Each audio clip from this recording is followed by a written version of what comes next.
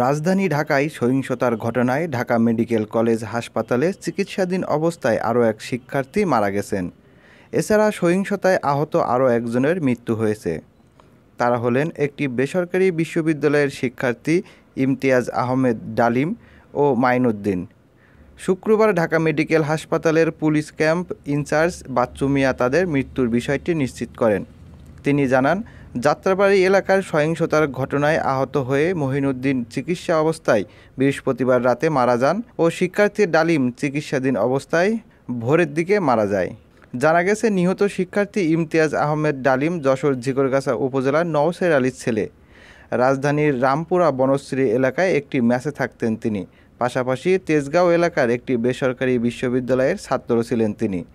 গত শুক্রবার রামপুরা এলাকায় সহিংসতার সময় ডালিম আহত হন। পরে ঢাকা মেডিকেল হাসপাতালে জেনারেল আইসিইউতে চিকিৎসাধীন থাকা অবস্থায় মারা যান তিনি। এদিকে গত 21শে জুলাই যাত্রাবাড়ির রায়েরবাগ এলাকায় সহিংসতায় মাইনুদ্দিন আহত হন। পরে ঢাকা মেডিকেল হাসপাতালের বার্ন ইউনিটের আইসিইউতে মারা যান তিনি। নিহত মাইনুদ্দিন গোপালগঞ্জ সদর উপজেলার কামরুল ইসলামের ছেলে।